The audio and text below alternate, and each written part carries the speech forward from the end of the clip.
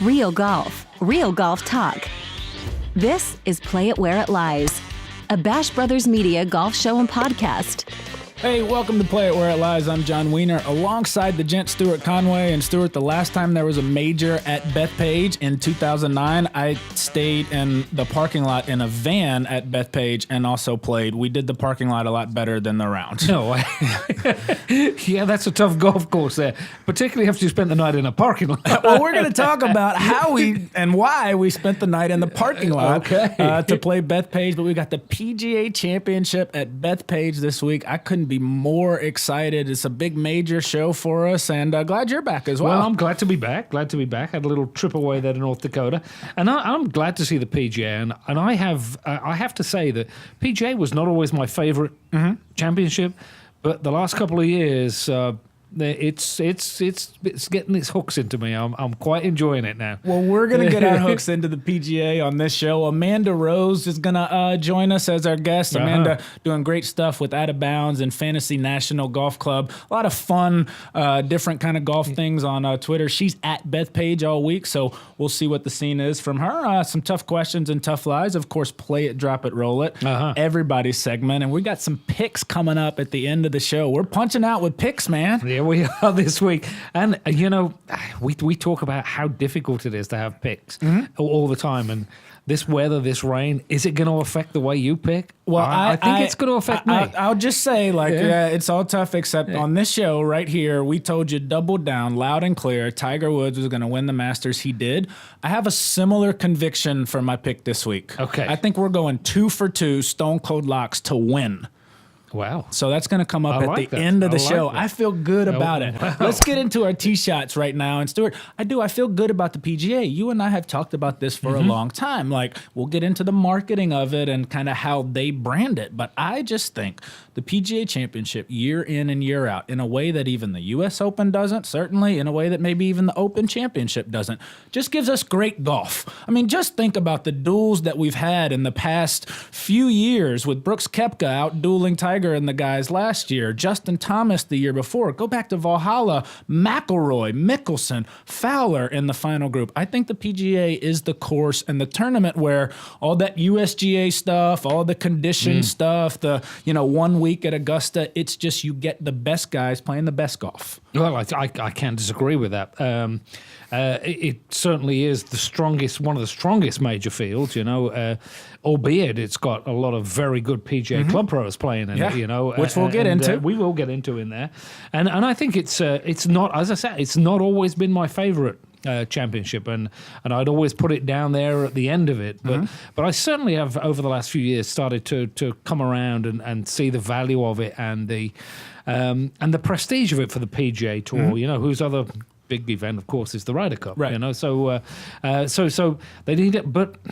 I think we need a little more promotion. Well, and what's interesting, I'm excited. We're going to promote the hell out of it this week, man. I mean, we're talking all PGA Championship. Like I said, Amanda Rose coming up later from Bethpage. But, that was, for instance here, the first big thing is it's the PGA Championship in May for the first time. So it's moved on the calendar, and it's no longer Glory's last shot, but I always thought that didn't make a lot of sense to begin with. But you look at the tournament this week here in May for the first time, and you're saying Glory's last shot or not. You're not seeing the promotion and the hype around it. I'm not seeing promotion. I'm not seeing hype, and we've talked briefly, over the weeks about it's on TNT, which isn't given it an awful lot of airtime coming up to it. Yeah, and it's a fair point. I've been watching the NBA playoffs just religiously the last 2-3 weeks. They're all on TNT, and they're not promoting it much, and it's on their network. TNT's a lot more invested in the NBA playoffs. Yeah, I think it's suffering this year for it. I wonder how it's going to affect people outside of the area,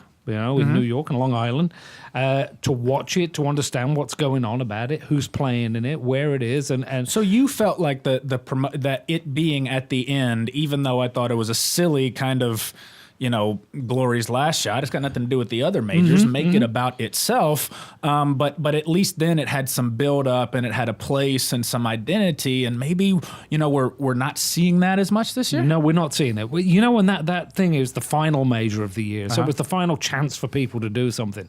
The final one for you to watch for the year. Then we're all sort of going into winter dormancy after that.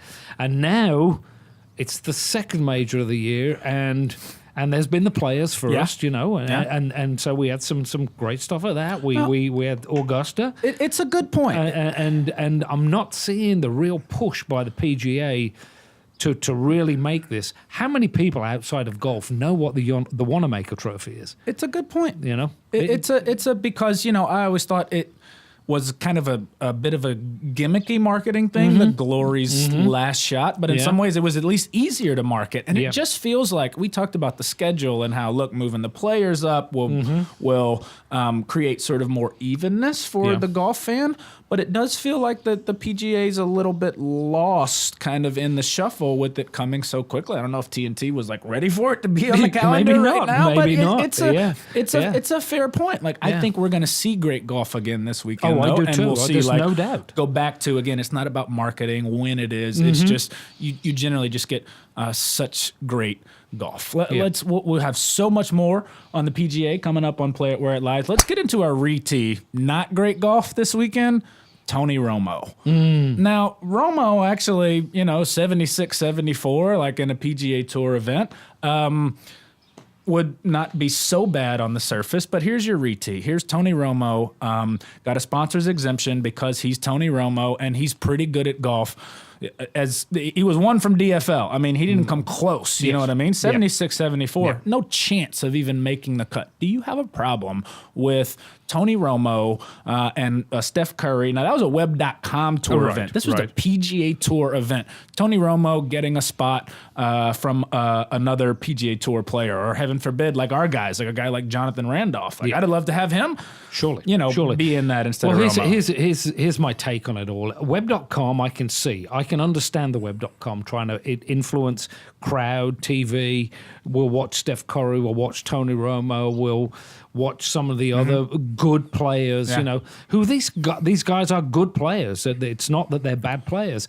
But then Romo's fantastic and PGA Tour, believe it or not, is like a golf. Oh, it's a massive golf. And I listened to some other commentators talking about it who had varying degrees of, most I would say didn't really like it that much. And I think it does take away the guy whose spot he takes doesn't get to make money that week. He drops back onto the web.com tour. So therefore the guy in last spot or first alternate there's real livelihoods on the line. Tony Romo's made millions 10 times over. Here. And what difference did it make when the main attraction there was already Jordan Spieth? What difference did it make to have Tony Romo play? I do. I think because you and I disagreed about Steph Curry and the web.com tour event. And I think that it is more catering to the celebrity culture than the idea of growing the game. You know what I mean? We talked about the Legends of Golf at Bass Pro. That was a group that it grew the game because it's something massively different. It's a Champions Tour to begin with. You talk about the web.com trying to bring visibility there. This felt like it is, it's Tony Romo. He wants a spot. He's a Texas guy. We're going to give him a spot. I think it's exactly what happened. And no, I'm not in favor of it.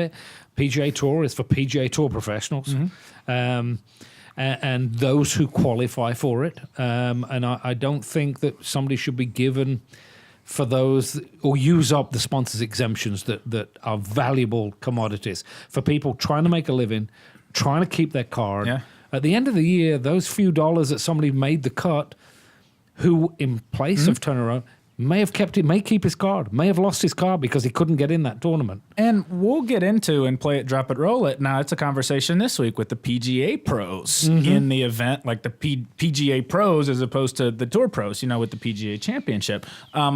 Two things on Romo. Because for one, I'm usually, I understand the celebrity culture and power, and I, love watching Tony Romo play because I'm a huge football fan. It's great to go see Tony Romo play. But I would just say two things. For one, you get 1 or 2 shots at it. Like, Romo's done this a few times now, and you want to try to qualify for the U.S. Open, like, be my guest, do it every year. Sure. We've done it once. It's like, let's not do it for Tony Romo every time. Or what if John Smoltz then wants to come and play? You're going to let him into the Atlanta tournament? It's like, there has to be a line. And the second part is when you do like know physically people out there and you have connections to people who are on the web.com tour and would kill for a spot in the PGA Tour event if they could so get in, like our guy Jonathan Randolph, who's an absolute grinder, who would wax Tony Romo back and forth. Indeed. You know what I mean? Yes, like year in and year out. And so then when you do have that like personal person, you feel that even though it may be one guy, that there's actually, it's making a difference to people who it's their career. It's their career. It's their livelihood, and it's not Tony Romo's. Yeah. You know, I mean, like Romo's who wants to see Brooks Koepka play a linebacker for? It's a great point.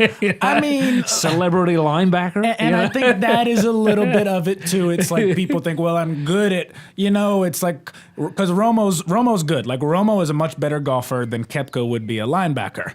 Oh, Koepka's built for it. He is, but there's this idea because we all play the game and like all scores count and like, oh, Romo's a +4. And so like why wouldn't we give him a spot? Well, there's a big difference between being really good and built for something and like being a PGA Tour player. And I think Tony Romo and everybody who backed Tony Romo found that out when he was, a DFL -1. Yeah, you got to play it where it lies award for us again. I do have one this week, and this one is a real golfing award this week.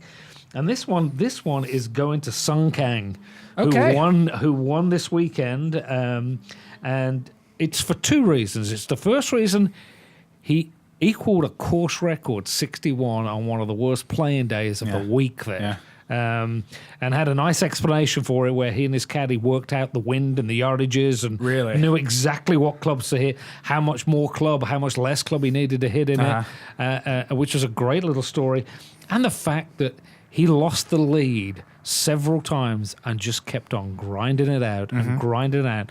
And in the end, you can say that, well, people didn't step up in there, but I never believe that in golf. You win at golf. You don't lose at golf. It's real simple. It's not when you do it. It's you play 72 holes. That's every stroke counts the same. Every round counts the same. Tom Watson famously said there's no back door, front door. All the scores, all the strokes count the same. They all add up, and you see who had the least at the end. I think you're right. And I think Sung Kang, from South Korea, did a great job. It was a good tournament to watch. I watched a lot of the tournament Sunday afternoon and Saturday afternoon. We're gonna go from South Korea to South Jackson for my Play It Where It Lies award, and I'm just gonna give it to the Play It Where It Lies crew in here. Our guy Josh the Juice on the 1s and 2s, Hack and Hank, and we even got ISO Joe in the mix last week for Play It Where It Lies, and it goes to the Mississippi Sports Hall of Fame. Last week you weren't here. We said, well, what are we gonna do? There's a golf tournament, the celebrity tournament out at Annandale for the Mississippi Sports Hall of Fame. We said, let's pack up the show and go do it all at the course, on the road, through the tournament. We had an absolute blast. And shout out to the Mississippi Sports Hall of Fame guys, Bill Blackwell, Nick Bayless at Annandale, your buddy Benji Nelson for helping us out with the golf car, and it was just a phenomenal experience for us on short notice to really do it that way. And that short video film about what we did is coming very soon. So excellent. I'm looking forward to seeing it. I was looking for the show, see what you did, but I didn't see it, so now I know the why. Gent was out, and it's like I don't know what to do with my hands, man. It's like if we had the Gent, we might have actually been able to like get somewhere we wanted to at Annandale. All the doors were closed for us. No, it was totally the opposite. We made do. We had to Play It Where It Lies without you, but it was just a great time, a great experience, a great tournament for a great cause, of course, the Mississippi Sports Hall of Fame. And stay tuned. It's going to be, if you're listening to the podcast, it will be a video version only, but it'll be up on all of our platforms here very soon as well. So we're excited for that. Good shout out. I'm excited for Play It, Drop It, Roll It, man. We got some good ones coming up. It's all PGA Championship. We might light some stuff on fire in here. I don't know, man. But either way it goes, we're going to Play It Where It Lies. He's Stuart Conway. I'm John Wiener. Stay with us. Golf puts you in tough spots. We play it where it lies. I'm Stuart the Gent Conway alongside my parking lot guy. Much less gentlemanly. Oh, I don't. He's much more handsome, though. My parking lot guy. Tell us the story of the parking lot of Bethpage Black. Well, when it was, and I talked to my buddy earlier. I said, "Why did we stay in the parking lot?" I said, "How was it that we had to do that?" But it was when they have the major there. This was certainly the case in 09, and it has changed a lot. They closed down the course at 1 every day, and there were only limited tee times, and then it was kind of like St. Andrews. You could call months in advance, or actually it was like if you were a resident, you could call a week in advance and get a tee time. But there weren't a lot of those, and they were impossible to get. And there were limited spots for public play every day. So it's like you could either call and get the time and be one of the lucky people, or you just show up there at the course and like hope that you're chosen. And it was a totally like first come, first serve. So we got spot 3, I think, in the parking lot. Like you can't, I'm trying to remember because again, like we got there the night before. Like how did that work, right? Like when was the cutoff for when you could arrive? You know what I mean? To start that. But at the end of the day, we had one of the first spots. Buddy parked the minivan. We packed up the cooler, packed up some other things I'm not supposed to talk about on TV and radio. And the van got real. Anyways, we had a lot of fun in that van. There were some touring Argentinians who were there, and like we got drunk with them like on the fence in the parking lot. They wake you up the next morning at like 4:30. And they say, you've got a tee time, here are your bracelets. And then you can go back to sleep. Everyone had to like be there though at the time to get the bracelet. So they come and bang on the door. It's like pitch black. They bang on your window. They wake you up. And then we went back to sleep, I think, for an hour and a half. Because I don't think we'd slept much the night before in the van, like smoking and drinking, watching White Men Can't Jump. And, but we eventually we went at it the next day. And so it just, the whole experience was really epic and bizarre and hazy. But there was such a craze around Bethpage too that summer, and like it's changed then a little bit and in terms of how they do the tee times, but it was it felt like a pilgrimage. It did. Great. You go out. It was a great This story. is the 7th hardest golf course in the entire world. Yeah. So you go out drinking liquor, Yeah. smoking, Yeah. and sleeping in a van. In a van down by the golf course. What can I say, John? Yeah, well, dude, I was like, I'm really proud of what we did. I think we came to play for the parking lot a lot more than we did the round.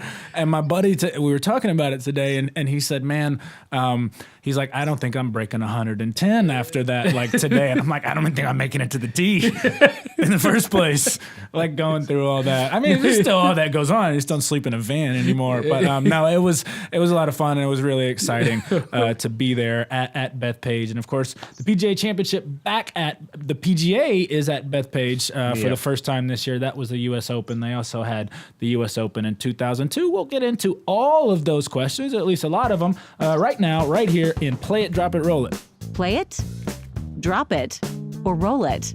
Okay, Stuart, play it, drop it, roll it. I like this one. We teased it earlier. I'm going to put it to you now. It's a little different. The PGA is the 4th best major. The PGA is the 4th best major. Play it, drop it, roll it. I hate rolling it. Yeah, you can't roll it. I can't man. roll this. You get one roll. This one. Then I'm going to say, I'm playing it. It is. It still is to me. Yeah.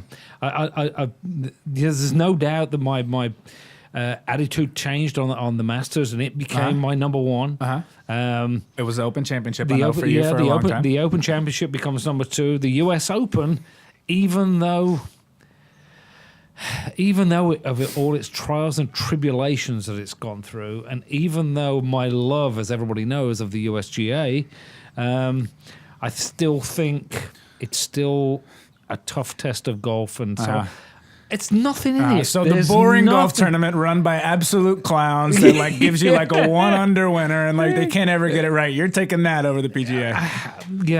Yes, I am. I'm gonna drop this one all the way because I think the PGA has easily replaced the U.S. Open for me in the pecking order. The U.S. Open is now a solid 4 of 4, even as Mr. America over here, red, white, and blue, Budweiser, Stars and Stripes, Chevys, all that stuff. Like I'm all about it. But the U.S. Open gives you the most boring golf out of the 4. And I know there's all this, it's the toughest test in golf. It's like the toughest, week where we figure out the setup. You know what I mean? Like, it's like that idea. It just doesn't do it, I think, for everybody. But no, I'm going to go. I think the PGA every year is more exciting in terms of the golf that you get. And you don't go through the just awful rigmarole with the USGA and the pomp and circumstance and the pretense. And, you know, as a kid, it was the U.S. Open for me. It's like, oh, the U.S. Open. I didn't understand the nuances enough to know what debauchery I was watching. I don't know if that's the right word. Like, I like the U.S. Open. It's a good word. It is a good word, and we like that here on Play It Where It Lies. But no, I'm taking the PGA decidedly over the U.S. Open. Yeah, I like you. I like your choice. I think that's a good choice. Come on, man. It's like you can leave the U.S. Open behind. I should be reprimanded for my. Well, it's okay. We got more chances. What's next? Okay. Sergio's chances. How are we liking those this I'm going week? to play this one. You are? I'm going to play this one. I think Sergio's starting to surface and find some form a little bit. Are we staring at like a 20 years later Tiger-Sergio duel at the PGA Part 2? Like, can you believe 20 years ago, 1999, 2 decades ago, was Tiger and Sergio's duel at Medina? I'm not saying that Tiger and Sergio both will duel on the back nine on Sunday, but I'm going to play it. I think this is a course that sets up for Sergio. I think it's a gallery now that's going to embrace Sergio, and I think he'll play well. Yeah, well, we're opposite on everything because I think he's got no chance this week. I don't like him there. I think his game is not there right now to do it. I think he's had some good rounds and he's played well, but not well enough to tackle this course. Yeah, you got to be sharp. Yeah, you've got to be really on your game. I don't think Sergio is, and I don't think this is the place you're going to find it. I think Sergio might. I hate the bottles. I just think he's playing better, and he can. I will talk again coming up in this segment about what I think is really going to make the difference at. The PGA this week. Yeah. Will this make a difference? The 2009 U.S. Open. Like, is it relevant? You're going to hear a lot about this. Well, this happened in 2009 and so contended. Does that make a hill of difference for this week? No. I definitely saying that this is not relevant, so I'm dropping it. Yeah, because me too. I think it's the time of year, the course conditions right now is and I hadn't thought about that. We'll talk with Amanda about that, like how the different conditions will be from when they played it in August versus May. Yeah, and no, I don't think it's relevant. I think it's going to play like not number 7 in the world. I think it's going to play more like the second hardest course in the world. I'm going to drop it, but more so just because I think the PGA Tour is in such a vastly different place than 2009 when it was still Tiger and Phil and Sergio and David Duval was in contention in that tournament. Yeah. Lucas Glover won it. I think that other than – and Sergio was in that tournament, was big time. So you had Tiger and Sergio and Phil and sort of the old guard. I don't think there was a single guy who's relevant this week other than those guys who was in that in 2009. And I just think the PGA Tour is in a vastly different place, more so than kind of, the golf course. And as you said, that was a U.S. Open setup, and this will be a PGA setup. I think that winner was, it was maybe -3 or -4. Yeah. It rained all week. I just think that the tour and the type of player is so vastly different. Yeah, I do. And I think going back even there to 2002 when it was played, there was I think Tiger was the only one under par. Yeah. I mean, it's a brute of a golf course. It's a brute of a course, yeah. So, okay, we are moving on. PGA pros in the field. I'm going to roll this. You're rolling it. Yeah, because, we just talked about it in terms of Tony Romo and his in a PGA Tour, but like this is a thing for the PGA Championship. It's always been this way. And it is as much of a custom with the PGA Championship as, allowing the U.S. Amateur champion to play at the Masters. And they've rolled it back, and there's less spots for PGA pros. And, I'm not even going to roll it. I'm going to play this one. Actually, I'm going to roll back my rollback. I'm going to play it. Yeah. I think that this is a tournament where there is a place for the PGA pros because of it's the PGA of America and it's their event. So I think in the same way that, certain things happen at the Masters and the Open Championship that are different, I'm okay with the pros. Yeah, I'm glad you rolled that back and I didn't have to convince you. Okay. Because this is the PGA of America Championship. It's open to all PGA professionals. Yeah. And whether you're a tour professional, a teaching professional, a head professional, an assistant professional, you get the opportunity to play and to qualify. Unlike Tony Romo, who didn't have to play and qualify, you get to play and to qualify to enter this event. And it's always such a cool moment. I love it when the pro is in contention, when the pro makes the cut. Like, you can see how special it is. Yeah, it is. There's one guy in the field this week, Ben Cook, who is an assistant in Grand Rapids, Michigan. And he qualified through his local PGA by winning the tournament. But he wasn't awarded to be the winner of the tournament. How's because that? he hadn't been a member of the section for more than 60 days prior to the tournament. You had to be a member of the section for more than 60 days. So although he got the entry into the PGA, he was not declared the winner of the tournament. that is a loophole of the loophole right there. So, but Ben Cook is in the field. Ben Cook is in the field, and we're going to be watching Ben. Bethpage is a tee-shot golf course. Play it, drop it, roll it. I'm playing that. I'm playing that. But definitely, it's a tee shot course because firstly, you have to be long, and secondly, you have to be accurate. Either of those two go awry, and you are not winning at Bethpage back. So yeah, it's absolutely, for me, it's a definite play that. I'm going to drop it because I think it's going to matter what happens when you find the rough. Because I think it's so difficult in that pressurized situation to hit the ball dead straight on the sprinkler head for 3 or 4 days. I think it is indeed how you play from the rough. Now, you tell me the guy that's going to go hit 85% of the fairways this week and hit it 315, I'll say he's probably going to win. But more so for me, it's the big, strong guys who can do what others can't and maneuver the ball and hit the shots that they want to hit out of that rough. When you've got to hit, like the 15th hole is a great one. If you miss in the rough there, you're hitting 185, 190 from the rough to an elevated green. The guys with the strength and power to be able to hit those kind of shots and still give themselves opportunities to have a birdie putt and to make a par, I think that more so is going to determine it more so than off the tee. Yeah, I see the point you're making, but I think it's the guy who's going to do that the least. Okay. I do, and that's why I think it's still a tee shot course. Get it off, get it in play. The guy who gets in that rough the least times is going to be the one who prevails at the end. And we'll have our picks and punch-outs coming up later and Play It Where It Lies. What else we got? What else we got? We've got Koepka is the man to beat. I'm going to get to use my role here because I think that in the odds certainly will tell you Tiger Woods. That's not my pick. Brooks Koepka is not my pick either, but a guy who has 3 majors, hits it as long and straight as he does, and has that brute strength that we talked about to manage a very strong, tough golf course. And, I mean, here's a guy who won the PGA last year, beat Tiger Woods, was nearly there in the Masters. I mean, let's not forget, Brooks Koepka was right there. He was right there. I don't Had he see, not have so many penalties, he would have been there. So I'm not going to drop this one. That's what I mean. I don't know if Koepka is the man to beat, but I don't know how he can't at least be considered for that. Yeah. I'm going to play it as well because I also think he's a strong possibility to be up there right at the end with it. He has all the power in the world. He hits the ball extremely long, and I think that he has the abilities to be there in contention all the way through Sunday. So yeah, TNT golf coverage. Well, TNT.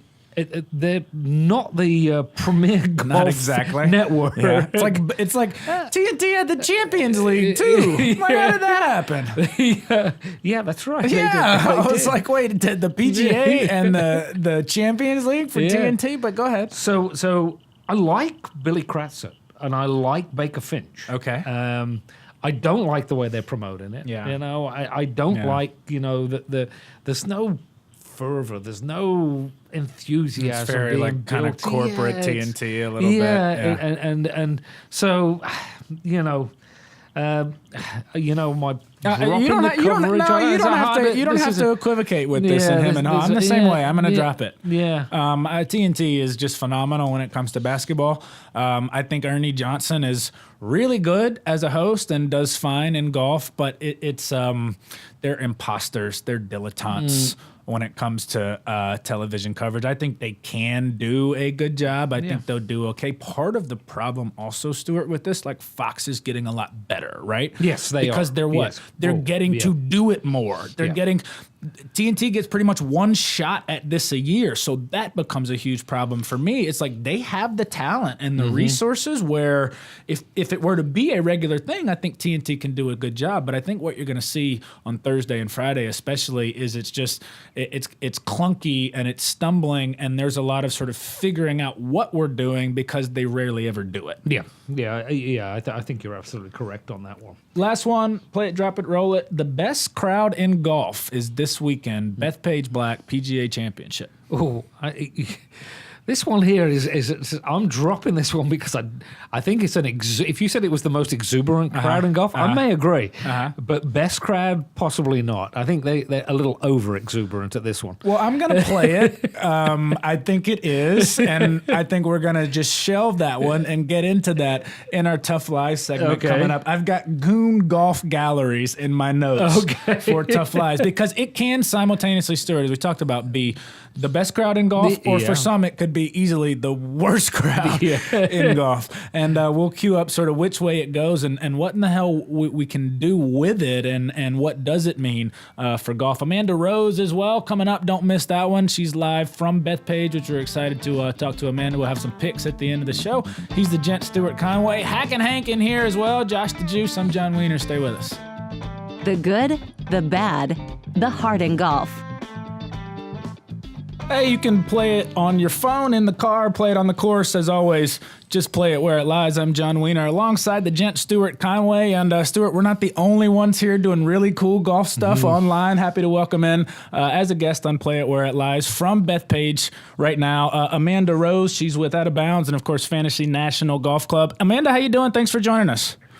I'm good. Thank you so much for having me. How are you guys? We're doing good, and we're fired up for the PGA Championship at Bethpage. I know you've been up there this week. Just what's the scene there in Long Island around Bethpage? Oh, it's beautiful, like 50 degrees. It was absolutely pouring earlier, so it's not looking too good right now. I guess it's supposed to clear up, I think, around Wednesday or so. So hopefully, I don't know. We'll see. It's not looking great, but you can tell the team is a buzz. It's busy. I think it's going to be a fun time if you're in Long Island. When you're looking at the course in terms of the change, Amanda, from August to May, and people say, hey, it's going to play tougher, the grass is going to be a lot lusher, none of the conditions have hit it yet, and then we have, the rain that's supposed to be here. Are we ready for a tough playing Bethpage this week? Is that what you feel and see there? See, that's the thing. I mean, I think there are definitely going to be parts of the rough that are just going to be so incredibly thick that it's unplayable.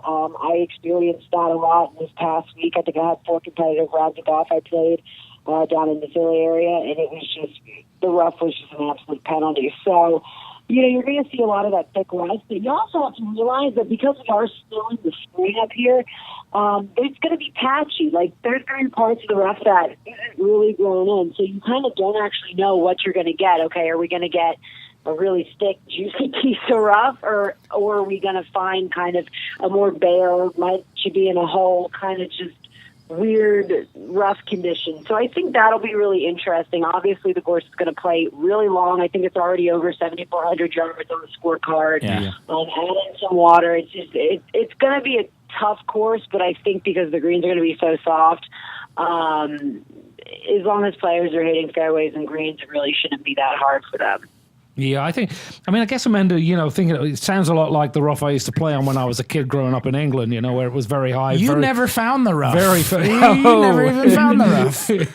Very thick, very hard to play out of. And you think this is going to change who may be the favorites in this? Are the DJs who happens not to be a straighter driver going to be going out of the window as far as a fan favorite coming around to the final day there? That wouldn't surprise me. We've seen in years past at the PGA Championship that really anyone can win. You look at, what was it, like 03 and Sean McKeel won, and then Y.E. Yang won in 09. Like, what else has he really done on the PGA Tour? Mm-hmm. Nothing. But you see kind of these random winners with the PGA Championship, I feel, sometimes more so than the other majors. So you never know. Obviously, Brooks, I think, really should be one of the favorites going in. Tiger, if his back doesn't really bug him. Obviously coming out of the rough, it's going to be brutal for a guy like him. Yeah. So we'll have to see come Thursday what the course condition looks like, how long it's playing, really what the rough is like. Like I said, it's going to be patchy. So I think it'll be really interesting to see that come Thursday. Amanda Rose with us on Play It Where It Lies. You can get her on Twitter at AmandaGolf59. She's great weekly videos, Out of Bounds, part of Fantasy Nationals golf coverage. And Amanda, you talk about Tiger. I know he's been at Bethpage since last week, out there crossing the road, dodging the chickens there in Long Island like every man. Just what's your sense of Tiger's readiness to contend this week after having not played since he won at Augusta? I honestly have no idea. I still can't believe he won the Masters. I'm glad he did. I'm happy for him. It's exciting, but I really didn't think it was his week. Mm-hmm. I really don't know when it comes to Tiger, because there's times when you say, oh, Tiger really should, have a great chance this week, and he totally misses the cut, or weeks that Tiger shouldn't even contend, and he's up there in the top 5, So I really... Tiger, I can't give any answers on. I've already dug myself enough holes saying whether or not Tiger will win on certain weeks. So I think for my own personal sanity, I got to just pass. I have no idea. Fair enough. Yeah, so know what you know, what you don't. But Stuart, that's the whole point here in golf, is it's so difficult to certainly pick the winner, pick a needle out of a haystack, but even charting how guys are going to play week to week, it's the most finicky game in the world. It's very difficult, and we're all in the same boat, Amanda. We've all dug ourselves into the Tiger hole at one time. All except for the guy who picked him on this show for the Masters win, and in fact he put on the green jacket, but ancient history. So any brave souls out there going out there today, Amanda, trying to hit in the cold and the wet and the rain? I'll be honest, I did not make it out of the media center. The shuttle dropped us off right in front of there. Uh-huh. So I was in there for about an hour, 2 hours, and then I said, I'm going to go back to the hotel, get some work done there. Yeah. So I really have no idea if anyone was out there, but I can't imagine there were a lot of people out there today. It was just absolutely pouring. You didn't eat all the ice cream, I hope. There is still some left, but I was really excited. I walked in there and was like, Yeah, I saw it on Twitter. Amanda looked really excited for the ice cream part of things, and the media spread is always a good time. Amanda, in terms of the Bethpage crowd, and I got to be at the U.S. Open in 09 at Bethpage, and it was a wild scene, almost to the point of like goon gallery golf, and you know what I mean there in Long Island, public golf course, and it's going to be that type of gallery, I think. What are your thoughts just on the gallery that we'll expect? It'll be as vocal, and the mashed potatoes and the baba booies and all of that awful get in the hole nonsense, I think, is going to be like prime this week there on Long Island. What are your thoughts on that dynamic at a golf course? Yeah, it's awful. It drives me crazy, but this is definitely the best place to hear it. I was at Shinnecock last year. I went up for a day, and I think I encountered a lot of crazy stuff in just one day. So it's going to be wild. This area loves their golf. They just love their sport. So you get a lot of the non-golf fans that are going to come out. Oh, Tiger's playing. We got to go see Tiger play. So you get a lot of that this week. So I think it'll be rowdy. It'll be fun. I think guys with a chip on their shoulder like Brooks Koepka will have an interesting go of it, but it'll be fun. Yeah, they love Phil for some reason, which I don't understand. I've never understood that, but It's, So- the whole Phil, like, hometown guy. Like, he couldn't be less hometown in Long Island than, like, anywhere in the country. I think just because his grandmother's Italian. I don't know. Well, one thing we can count is, like, all of those, the crowds, especially Tiger's playing, not that they will be as inebriated as they are unacclimated. So it always makes for a good time. Amanda, any idea just on who you expect to play really well this week, or like the one guy that you do have a major interest in, or that you're watching to really see what happens? That's a great question. I don't have an answer. I think this is another week that Francesco Molinari could potentially play well. I mean, he's such a straight hitter. He's not the longest, but he's so straight. I think anytime you have a tough setup like this, a lot of Europeans do benefit because they really, for whatever reason, they just play better under tough conditions. You look back to the Golf Nacional, and that was really set up well for them. There was a lot of thick rough. You had to drive it straight, and it was tough. So I think this week, anyone with a European flag from the European Union, they can definitely do something crazy. So I would keep an eye on a guy like Francesco, maybe even Tommy Fleetwood. I wouldn't be surprised to see Eddie Pepperell finish well. Sure. I also wouldn't be surprised to see him finish dead effing last. So you never know. The old DFL tag, man. We got to avoid that. Well, you guys can tell Amanda has a lot of fun talking golf like we do, and everything is online these days, and certainly here on Play It Where It Lies. And Amanda, you've been doing great work, in your own right at Amanda Rose Golf 59. Just tell us a little bit about our audience, kind of where they can see what you're doing and what you got going on.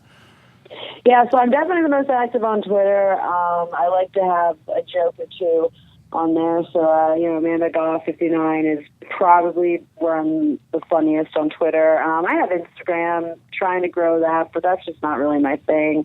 YouTube, I'm really bad at keeping up with that. So it's mostly Twitter's where you can get pictures and videos and just kind of know what's going on with me. But I mean Instagram too, but I would say Twitter is probably where I'm the coolest. And just real quick, just tell us kind of how you got, I've seen your swing. I know you have a lot of playing history, just sort of your story of how you made the transition to, doing golf media yourself. So I didn't really play golf in college. And that's when I've been injured, and I just kind of said, screw it, let me just do, the whole college thing. And I trained as a reporter at the University of Florida, and kind of took me a little bit, but then I turned what I learned there into what I'm doing now, and it's been almost a year. September will be a year, and just putting my personality into the game of golf, and I'm like, there's really no one else with this kind of craziness, and I thought maybe a couple people would like it, and it just kept growing, and so here I am. And, bad news for people that don't like me, because I'm not going anywhere. Well, we're glad you spent some time with us and shared some of that insight and humor. We appreciate it. Keep up the good work, and certainly enjoy Long Island this weekend, the tournament, the PGA Championship at Bethpage. We'll talk to you again. Good talk to you, Amanda. Thank you so much, guys. Bye. Take care. Bye. Thanks a lot, Amanda. Was Amanda Rose with us here on Play It Where It Lies. And Stuart, it's always good to get youthful flavor, and that's what stuck out to me about Amanda, that everything she does is it's with a wink, it's with a laugh, and like this game doesn't have to be as serious as it is. Now you hear Amanda also really knows her golf, but I thought it was a good vibe, to fit in with this show, because there's nothing we do more on the course and talking about the game of golf than laugh and have fun. Definitely. So, and Amanda is fun. I mean, she's fun to watch. Anybody who dropped like a DFL right during the interview, I need more of that.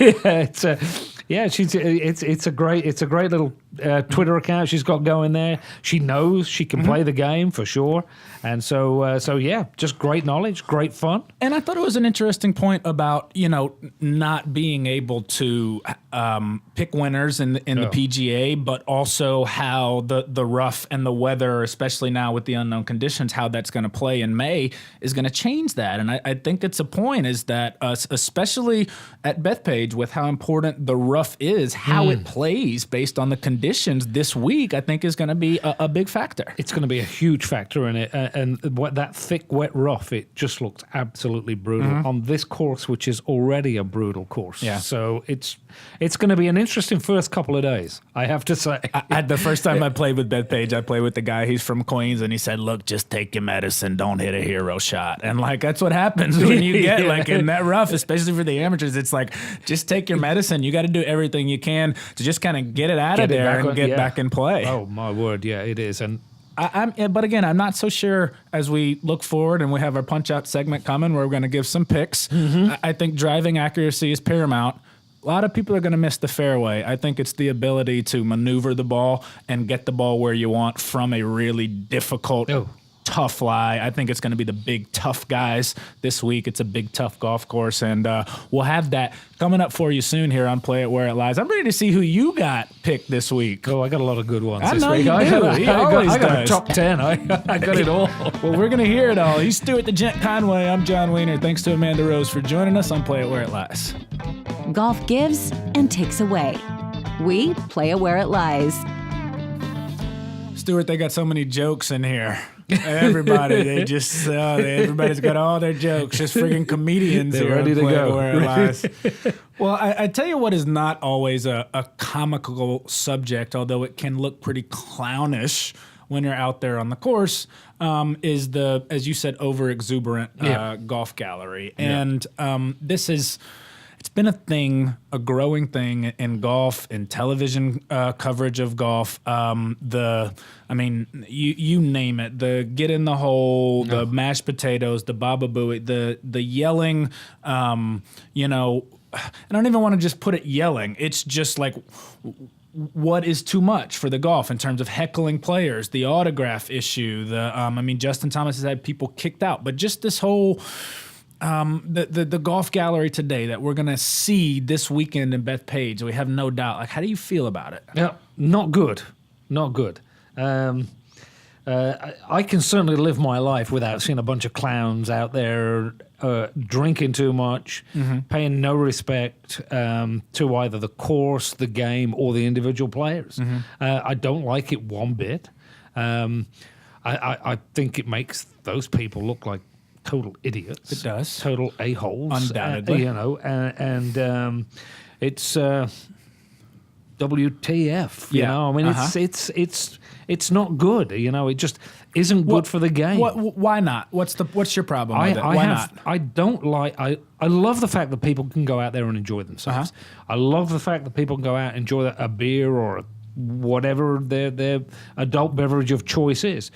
But this is a golf course. This is a lot of highly skilled individuals plying their trade. You wouldn't do that if you went to the ballet. No, but you would. But you would if you went to the baseball game or the football game. But you or the don't basketball have game. direct interaction with the players or close proximity to them. Okay. That everything can be heard, everything can be seen, and there's always the one idiot. You see how many times you see players turn around quickly because somebody shot a photograph, somebody's said something, somebody's it's just. It needs to be controlled. But then, in other situations, we see in the Ryder Cup where, like, all of a sudden it's okay. And Bubba's going like this, and he's like, make some noise, and it's okay to heckle and cheer, and they're right there. So why is that so different? Because like, I'm trying to figure out, like, what... It annoys me. You know what I mean? It's like, I think those guys are absolute goons, and you make a fool of yourself. Yeah. But I'm trying to see, like, why... Where is the big problem? Like, why is it... How much of a problem is it? Well, I see it this way. I see it as that at the Ryder Cup, egging people to cheer and to jeer and to do all the shushing and everything else goes on there. It's done by a knowledgeable group of people who understand what they're looking at and understand the game. Kind of. Well, they do. They do. They're there. There's patriotism in it. There's no doubt. Sure. But they do behave themselves. They some of them probably drink too much, but they're kept in check by their friends, their colleagues, whatever. At these tournaments where they get so out of control, they don't even get that out of control in Arizona. Yeah, and the Phoenix and the waste management. 20,000 people. 20,000 people basically consuming copious amounts of alcohol and behaving themselves. and cheering and jeering at the right times. I think as someone who loves to go to golf tournaments and drink beer. Excellent. I No, love it. There's nothing wrong with nothing it. more Nothing fun wrong than with it. walking around the golf course and drinking beer and then having another beer.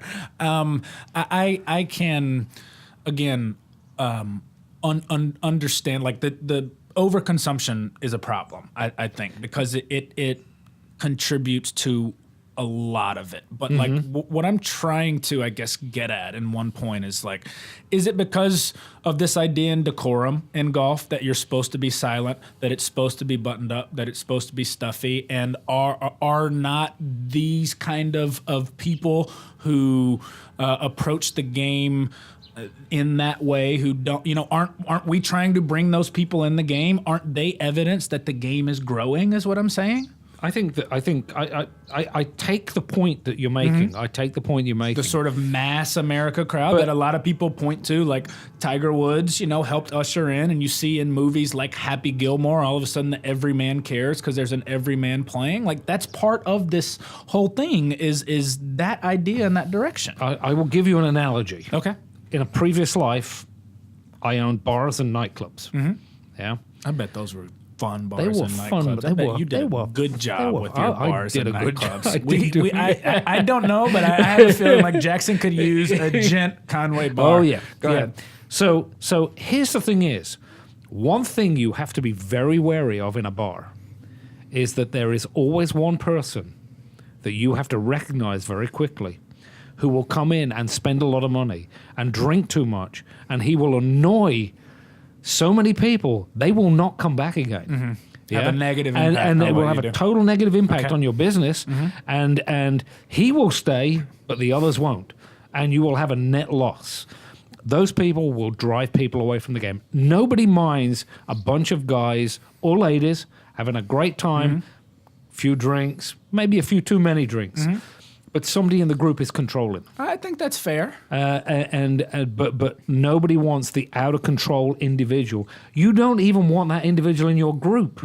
You don't want to take him with you if he's that way. How do you control it? Like, specifically with the yelling things during the air. I mean, Billy Horschel 2 weeks ago, he turned and went off. Billy Horschel hits it, the ball's in the air, and the guy goes, "Get in the water!" And how do you control the Baba Booey, the mash? But what are you going to say? You can't yell?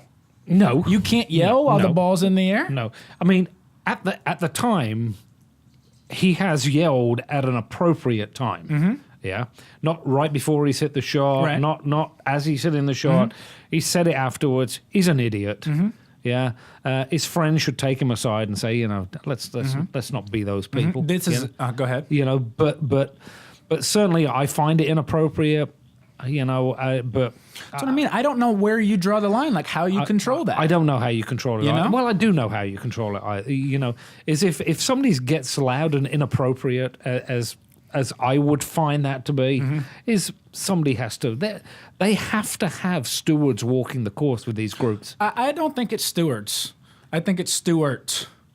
I don't think it's I- stewards. I It's get it. Stuart. I And get here's you. my point. It I is get on it. us. It is. This is like this Yeah. change has to happen from within. Like, this is I won't say community policing, but it is on every man, that fan, the guy Yes. next to you to say, hey, you are making this a bad experience. Yes. You look like a goon. You are a clown. We're all laughing at you.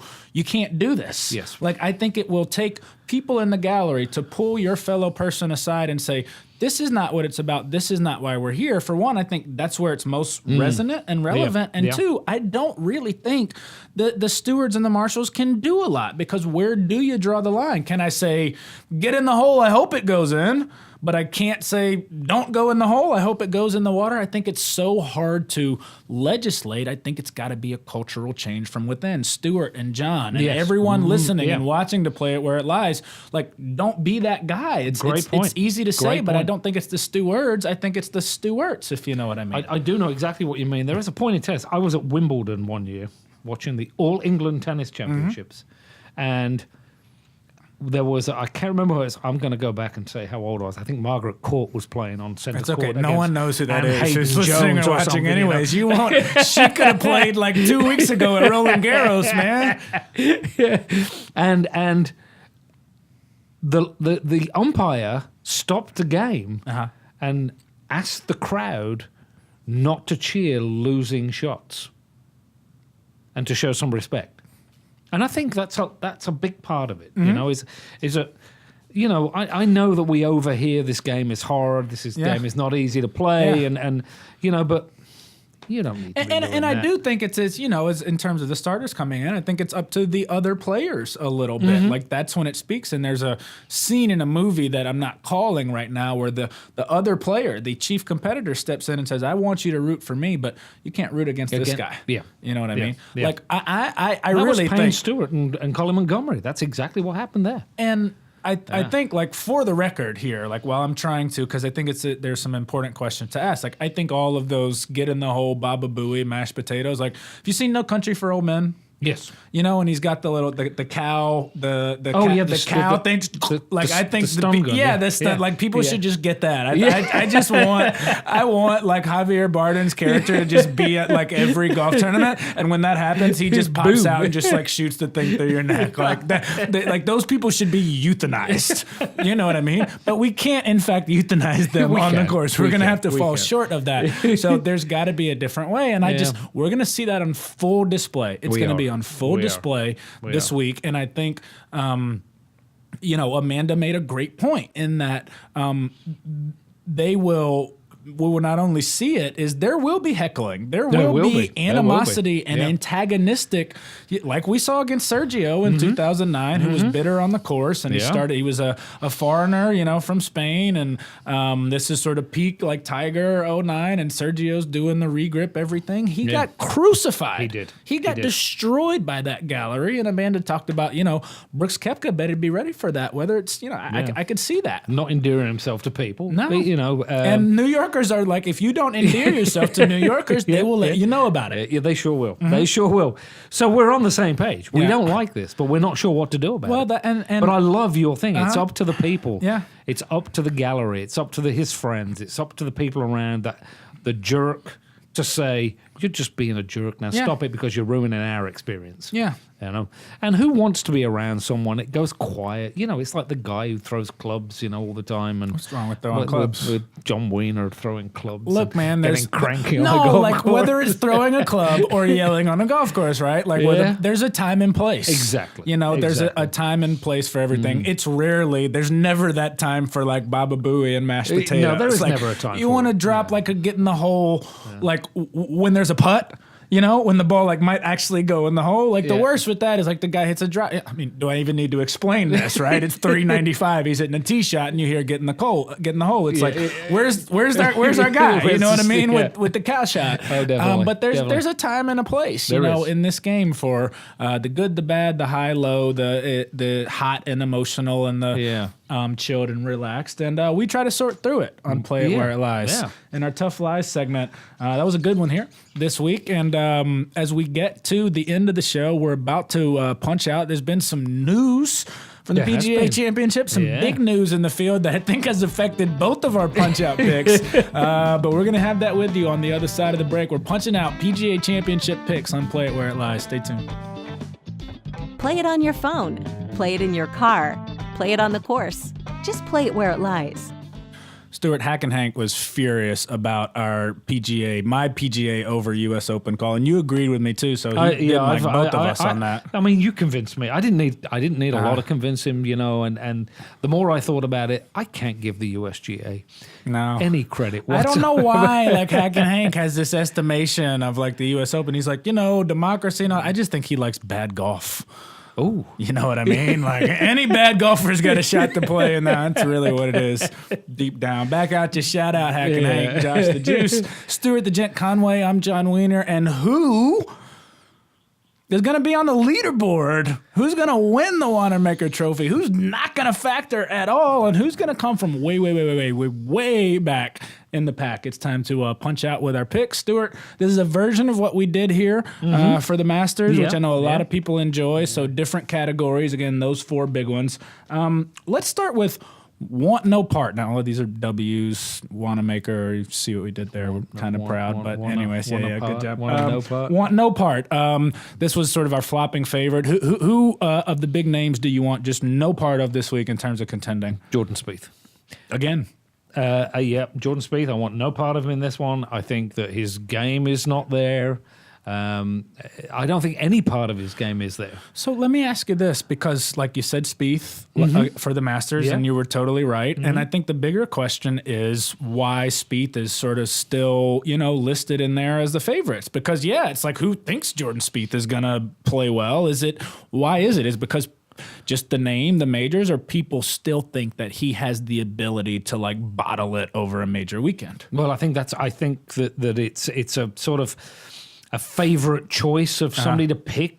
Jordan Spieth, he's the quintessential All-American guy. The name has something to do with it in terms of the Vegas odds and getting people to bet. And so but I'm just not seeing Jordan Spieth at this moment in his career being able to come back at a place like a course like Bethpage. Yeah, exactly. This is not the time.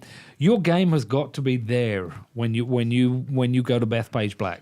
Spieth is 40-1, which puts him sort of on a borderline favorite. He's just behind guys who you think like can really win. I'm looking at Bryson DeChambeau, Tony Finau, Tommy Fleetwood. I mean, those guys just 25-1. Amanda talked about Fleetwood and how he's set up for this week. But you look at the guys behind Spieth: Matsuyama, Adam Scott, Patrick Reed, Paul Casey, Kuchar, Mickelson. All those guys I think I'd pick over Spieth too, right? Every single one of those. So it is curious that he finds himself still among that mix.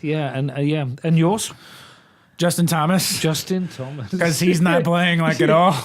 So I'm 1 for 1 already. You are. I want no part of Justin Thomas because he withdrew while we were doing this show. That's an easy one. Book that. Justin Thomas. I want no part of that guy. 100%. I'm writing it down now. 100%. Thomas out with a wrist injury. A lot of people did think, for what it's worth, that Thomas was set up to play pretty well this week. A PGA Championship winner in his own right. Yeah. Did you know Justin Thomas's dad was a PGA pro? I did. I think we'd heard that a couple times. With him all the way. You're sort of surefire Sunday guy. Who you with all the way? I'm going to be with Brooks Koepka. Yeah, me too. All the way. Same one. Yeah. It's hard to, when you look at how well he's playing, but also Stuart, I just think certainly his track record in the majors, but this course, it feels like it's so set up for Brooks Koepka. Yeah, it does. Just his power. His strength to be able to get out. I watched him play a shot out of there was a strange event happened on Sunday afternoon at the Byron Nelson where his ball... He contended damn last weekend. Oh, yeah, he did. His ball, he thought his ball had hit a temporary obstruction there, which was the shot link tower thing. And it actually went down into the rough and pretty much buried itself. And he was trying to get a free drop.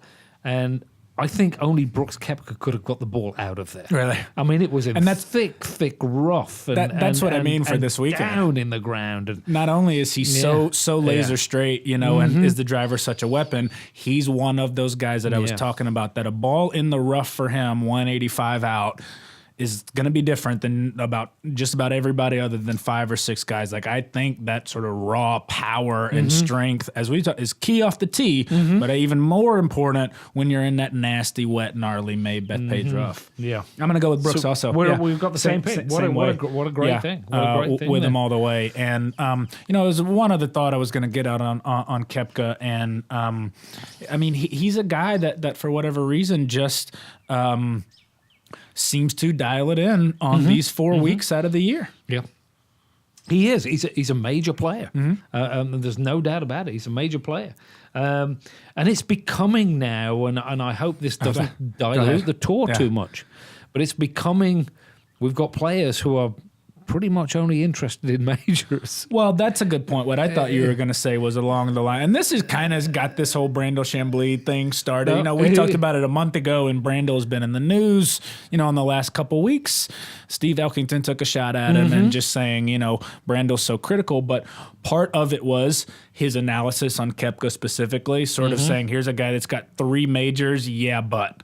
Yeah. And Brando kind of tossed them all out. But like you look at like Belle Reeve and you look at Aaron Hills in terms of the widest possible fairways that you could hit. I mean, it was not an accuracy game in any way. It was simply who could hit it the farthest. I think it's different this week. This is not Belle Reeve. This isn't Aaron Hills. The fairways are a lot tighter. The course is harder.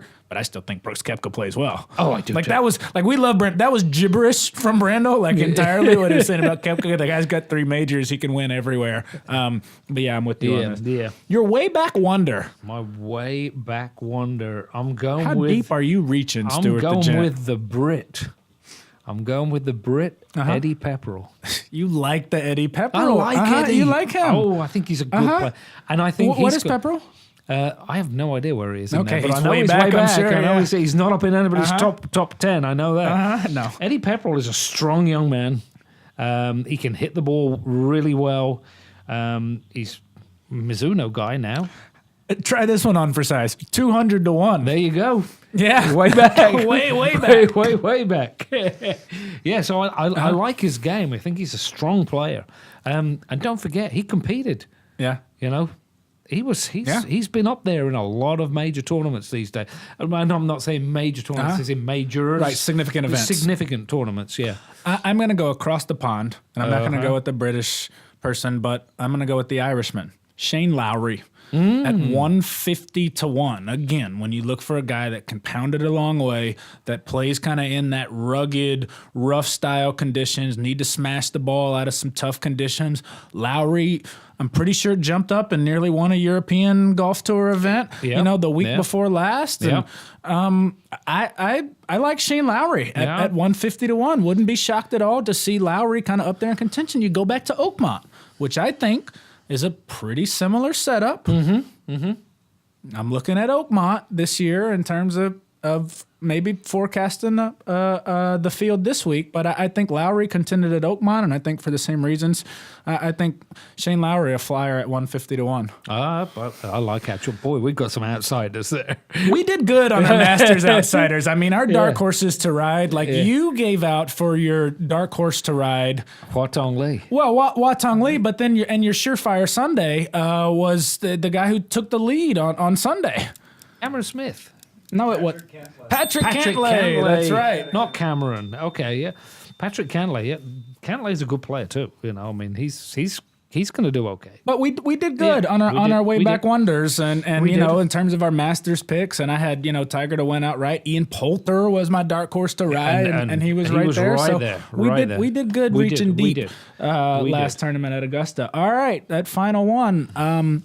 Your Wanamaker winner, who's going to host the biggest trophy? It's not the best trophy. It is the biggest trophy in golf.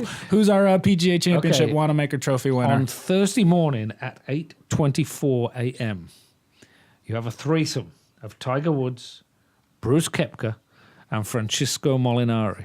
Out of that group? It's coming out of that group, and it's going to be the Italian stallion. Francesco Molinari. Molinari. He is not... he's long enough. He's sneaky long. Straight as an arrow. Yeah. Do you think he has the force and the power that we've talked about to play this golf course? I think he's straight enough. It's silly to say that he wouldn't. I think he's a powerful guy. Yeah. I mean, he's a stocky guy. And he's added so much. Oh, when they talk about like the biggest leap in Molinari's game, it's he put 20 yards on his drive. Oh, yeah. I think, I like my pick of Molinari for this one. He is playing the best golf of his life. And it's kind of like, for me, Molinari, it's this year or never that he's going to do some more real big things. Had a special year last year. Yes. Yeah. An absolutely special year. Was one of the top 2-3 players in the entire world last year. Again, won the Open Championship, stared down Rory McIlroy and Tiger Woods, dominated at the Ryder Cup, and, was in the final group at the Masters. And, you and I talked about after the Masters, I know he rinsed it on 12. It was more just about, it wasn't Molinari caving. I mean, he made a bad swing, but here's a guy who, is as good as anybody, I think, on the weekend. Yeah, I agreed. I'm going to go back to Oakmont at the U.S. Open when Dustin Johnson won.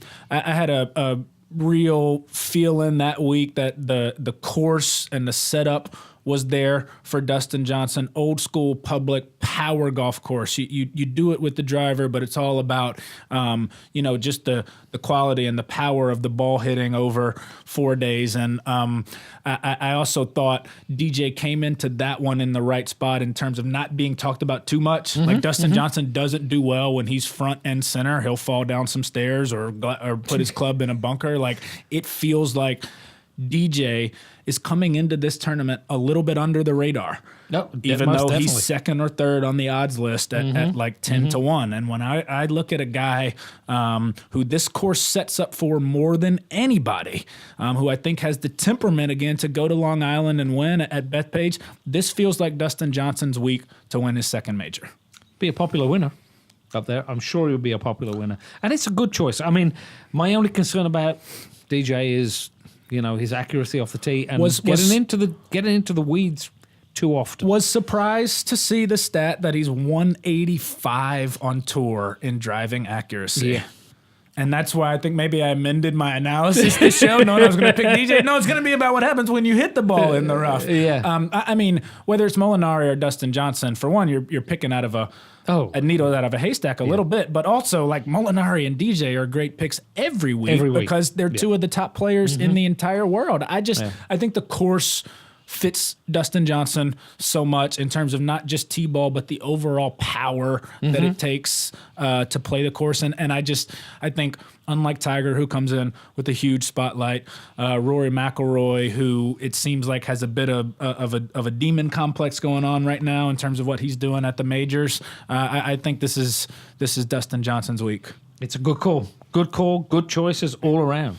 I'm excited to go. No, you're going to be going. I'm going to be there on Saturday. Wow. Which I think is the best day to go to a golf tournament. I'm envious of you for that. I'm excited. Envious. I'm going to be with my sister well. and my brother-in-law, and so don't be so envious. Oh, they're probably very fine people. They're great people. Shout out. They're like one of the only two people who watch the show, so like I shouldn't bite the horse.